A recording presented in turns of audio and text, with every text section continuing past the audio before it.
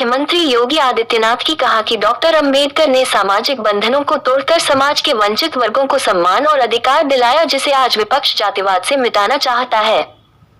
गोरखपुर में मुख्यमंत्री योगी आदित्यनाथ ने कहा कि भीमराव अंबेडकर ने अभाव अपमान में अपना रास्ता बनाकर सामाजिक बंधनों को तोड़ते हुए पूर्ण सम्मान दिलाया। विपक्ष के लोग एक्सपोज ना हो, इसके लिए जाति के नाम पर फिर से लड़ाना चाहते हैं, इसीलिए महापुरुषों के नाम का इस्तेमाल कर रहे हैं। भारत में संविधान निर्माण के साथ 1952 अनुसूचित जाति, जनजाति, अति पिछड़ा जाति और महिलाओं को मत देने का अधिकार दिया।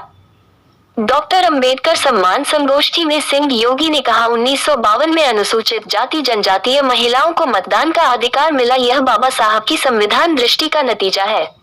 मुख्यमंत्री योगी आदित्यनाथ डॉक्टर भीमराव अंबेडकर सम्मान अभियान के तहत आयोजित संगोष्ठी में बतौर मुख्य अतिथि नागरिकों को संबोधित कर रहे थे। उन्होंने कहा कि अनेकता में एकता का संदेश देने वाले भारत का संविधान बाबा साहब ने दिया, ये प्रत्येक नागरिकों को सम्मान देता है। के क्षेत्र में भी अनेक अनुसूचित जाति के युवा आज अपना उद्यम स्थापित कर रहे हैं।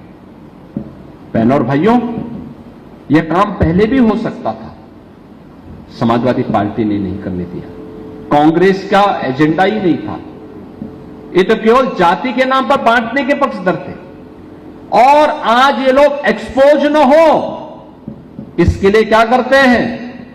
विकास से मुद्दे से ध्यान हटकाने के लिए अनुसूचित जाति, जनजाति, महिलाओं और व्यापारियों के साथ, अन्नदाता किसानों के साथ, युवाओं के साथ इनके द्वारा किए गए कारनामे सामने न आ जाएं।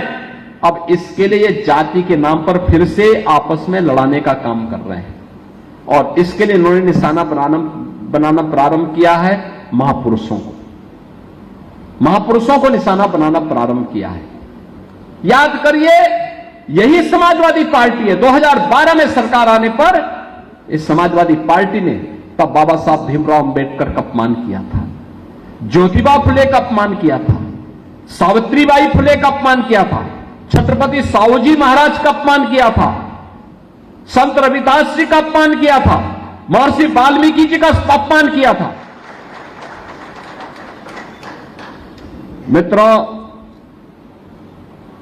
ये बाबा साहब के कारण ही भारत के अंदर बिना भेदभाव के हर एक व्यक्ति को समान मताधिकार के उपयोग की स्वतंत्रता प्राप्त हुई। दुनिया के अंदर अनेक देश हैं, विकसित देश हैं, आधुनिक लोकतंत्र के अग्रणी देश हैं, लेकिन उन देशों ने अपने यहां श्वेतों को, महिलाओं को मत देने का अधिकार बहुत बाद में दिया। लेकिन भारत ने संविधान निर्माण के साथ ही 1952 में पहले आम चुनाव में ही अनुसूचित जाति, जनजाति, अति पिछड़ी जाति और आधी आबादी महिलाओं को मत देने का अधिकार पहले दिन से ही दे दिया था। अगर यह किसी की कलम से संभव हो पाया तो वह नाम है बाबा साहब डॉक्टर भीमराव अंबेडकर जी का।